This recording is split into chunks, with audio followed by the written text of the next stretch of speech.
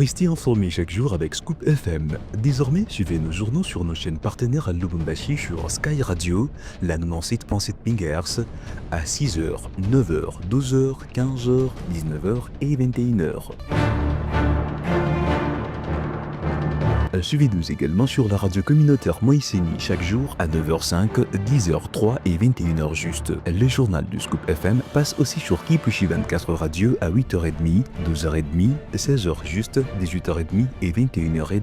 Retrouvez-nous également sur Vox Congo. Téléchargez dès maintenant l'application Vox Congo pour rester informé en temps réel.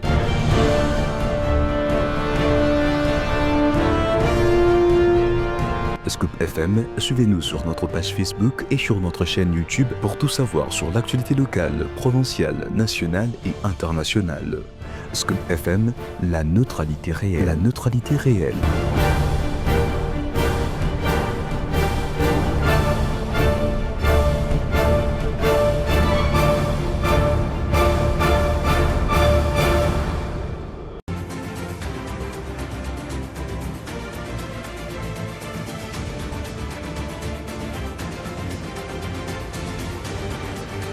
Un très grand plaisir de vous retrouver. Bonjour à tous et bienvenue à cette édition du journal présentée par Gloire Diboué sous la coordination de Christian Mouchampa. Au sommaire, Jacques Kaboula Katoué vient de totaliser plus d'un mois dans la capitale congolaise où il est parti depuis fin juillet dernier pour rencontrer sa haute hiérarchie au regard des faits qui lui sont reprochés. Jacquemain Chabani, vice-premier ministre en charge de l'Intérieur, s'est exprimé sur son cas au cours d'un briefing presse animé à Kinshasa mardi 2 septembre dernier. Il sera à suivre dans ces journaux. En sport, les Léopards de la RDC constituent déjà leur bloc à Djouba pour les éliminatoires de la Coupe du Monde 2026. C'est vendredi, ils affrontent les Soudans du Sud. Des détails à suivre dans ces journaux.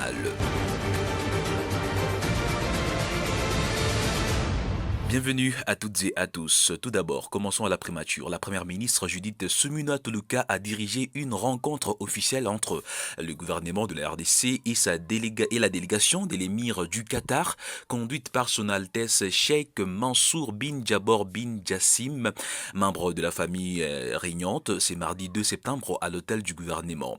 Au cours de cette rencontre, la présentation d'une lettre d'intention portant sur un investissement de près de 21 milliards de dollars américains en République démocratique du Congo. Gracia Akilimali. Selon Cheikh Mansour bin, ces partenariats stratégiques associés à l'entreprise El Mansour Holding et la RDC, ils visent à toucher de multiples secteurs clés de développement national, parmi lesquels la pêche et l'élevage, l'environnement et la gestion de déchets, la santé publique et l'industrie pharmaceutique, la formation professionnelle, les infrastructures, le finance et banque, la cybersécurité, le mine, les hydrocarbures et raffinage de l'agriculture, etc. De son côté, la première ministre a salué cette initiative qu'elle considère comme une illustration de la politique d'ouverture de son gouvernement aux investissements privés. Elle a rassuré les investisseurs qataris sur la qualité du climat des affaires congolais et l'accompagnement de l'exécutif. Au terme de l'audience, Cheikh Mansour bin a exprimé sa reconnaissance à la chef du gouvernement congolais et a promis d'accélérer les démarches pour installer son entreprise en RDC et concrétiser ses promesses d'investissement. Et puis dans l'actualité, Jean-Marc Kabound, opposant politique congolais, a dénoncé les refus des visas par le gouvernement sud-africain, l'empêchant de participer à la conférence internationale sur la paix organisée par la fondation Thabo Mbeki. Selon lui, cette décision prise sous la pression du régime de Félix Tshisekedi constitue une violation des droits humains et une ingérence dans les affaires internes de la RDC. Kabound accuse Pretoria de s'écarter de l'héritage de Nelson Mandela en cédant aux exigences d'un régime qu'il qualifie de tyrannique, allant jusqu'à suggérer que l'Afrique du Sud pourrait traquer les opposants congolais sur son sol à la demande de Kinshasa. Il conclut en fustigeant que ces pouvoirs qu'il qu'il considère complice et destructeur des libertés et de l'héritage de Mandela. Et puis, signature qui prévaut à la mairie de Lubumbashi était évoquée lors du briefing presse par le vice-premier ministre de l'Intérieur, Jacquemain Chabani, reconnaissant Patrick Kafwimbi comme maire intérimaire de la ville de Lubumbashi. Il est ici dans cet extrait choisi par Christian Muchompa. Le maire de la ville de Lubumbashi. Je devrais d'abord ici souligner que les maires des villes sont des territoriaux, des agents de la territoriale qui travaillent sous la tutelle du ministère de l'Intérieur, avec qui ils ont une relation de subordination. C'est pour ça même que, même lorsqu'ils sont nommés par ordonnance présidentielle, ils sont notifiés par le ministère de l'Intérieur, le ministre de l'Intérieur. C'est pour cristalliser cette relation de subordination. Et même lorsque ils obtiennent une décision de justice, c'est le ministère de l'Intérieur, à travers son ministre, qui, une fois signifié, les notifie, les installe pour leur permettre de travailler dans ce cadre-là d'une relation de subordination. Malheureusement, dans la ville de Lubumbashi, nous sommes dans le constat d'incidents qui vont se régler. Et ce sont malheureusement encore des incidents d'insubordination, mais ça va se régler. Il y a un maire,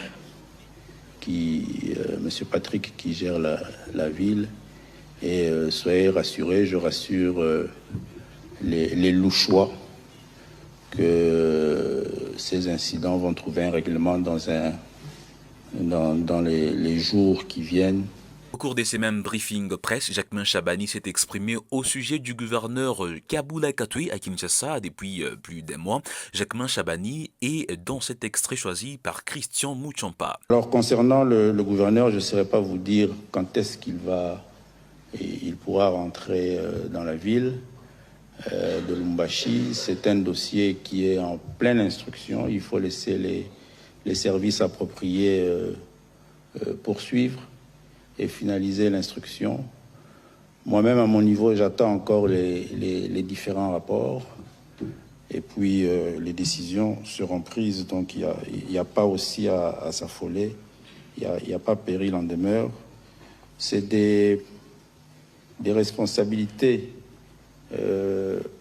autant d'être gouverneur que d'avoir la gestion aussi de la territoriale. Donc, il s'est passé des faits et les services sont en train d'instruire. Tout ça pour sécuriser nos populations. Ici à Lubumbashi, le maire intérimaire de la ville de Lubumbashi, Patrick Kafwimbi, ainsi que son adjointe, Madame Joyce Tunda, ont été successivement reçus par le chargé des missions du président de la République, Félix Tshisekedi, dans la région du Grand Katanga. Les échanges ont porté principalement sur la nécessité de garantir la stabilité dans la région et sur l'impératif du respect strict des institutions de la République dans un contexte politique marqué par des enjeux majeurs. Suivez. S'inscrivant pleinement dans la vision du président de la République, Félix-Antoine Tshisekedi Tshilombo, de pacifier le pays, Thierry Zondé, chargé de mission du chef de l'État dans la zone sud, est en première ligne à Lubumbashi.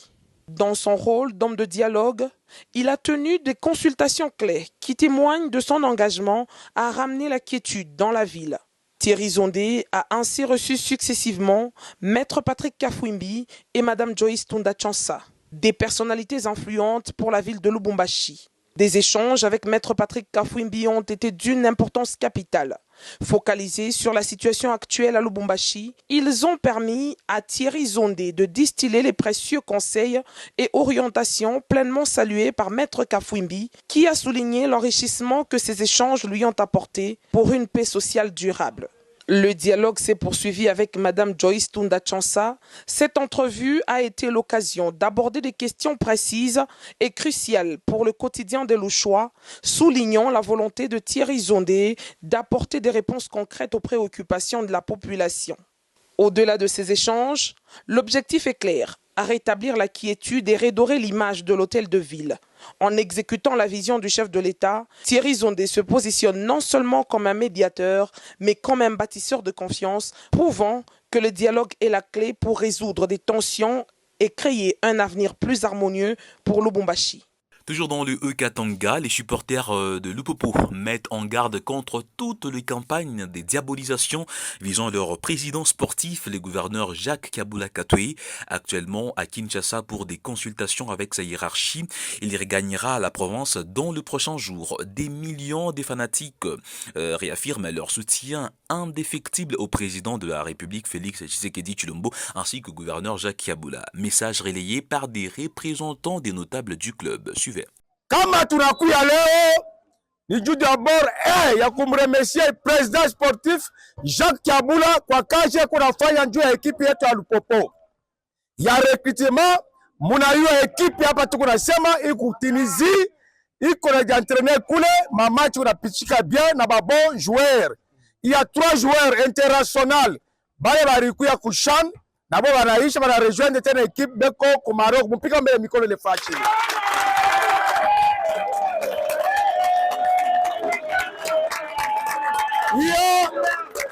Il y a Dacosta milieu de terrain wa Angola. Anaisha kufika pa ya capitaine Ibrahim Traoré, c'est un Sénégalais, et compagnie buteur, anaisha championnat dans 65 buts marqués. Il y a Hissène Rachid, atoka ku Maroc, anafika depuis jana 21h. Est-ce qu'il y a bien? En tout cas, tu as remercié sana président sportif Chiba Lupopo eko na kuya mufe simeni président Jacques eko hapa na kama eko hapa ndio atawapresenter ba joueur ye moya.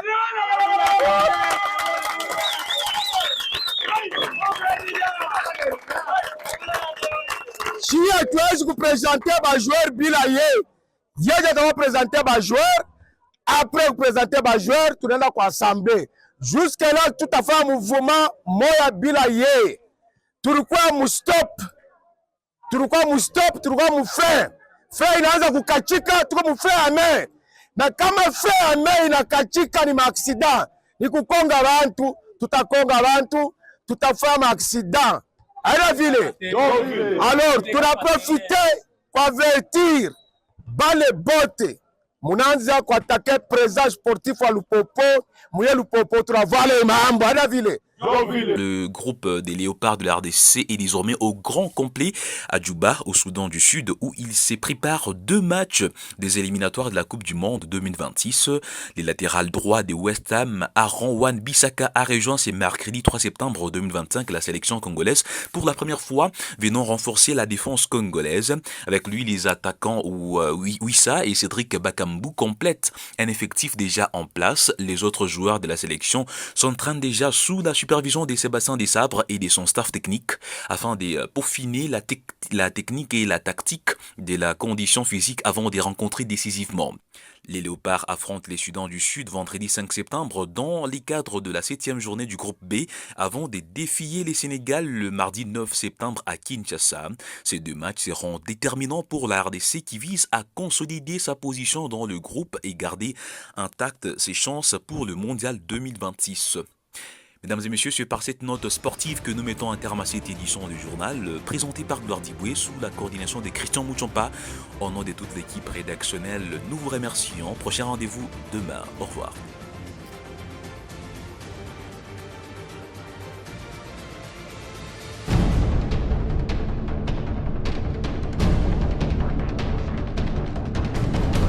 Restez informés chaque jour avec Scoop FM. Désormais, suivez nos journaux sur nos chaînes partenaires à Lubumbashi sur Sky Radio, la 97.7 MHz, à 6h, 9h, 12h, 15h, 19h et 21h.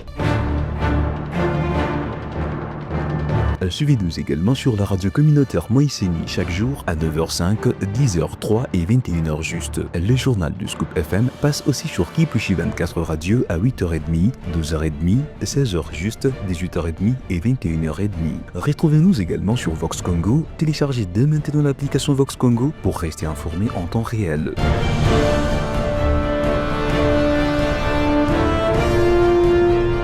Scoop FM, suivez-nous sur notre page Facebook et sur notre chaîne YouTube pour tout savoir sur l'actualité locale, provinciale, nationale et internationale. Scoop FM, la neutralité réelle. La neutralité réelle.